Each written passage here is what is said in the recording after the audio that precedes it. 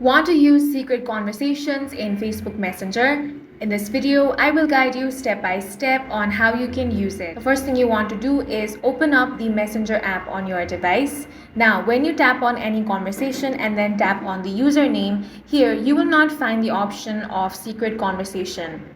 That is because secret conversation was a feature that had end-to-end encryption and disappearing messages. Now, the end-to-end encryption is available in all the conversations. If you want to check, simply tap on the username and here you have the option of end-to-end encryption. If you want to verify, scroll down a bit and you also have the option of verify end-to-end encryption. From here, you can easily verify that. Now, if you want the second feature of disappearing messages, then simply tap on the username, scroll down a bit and here you will have the option of disappearing messages.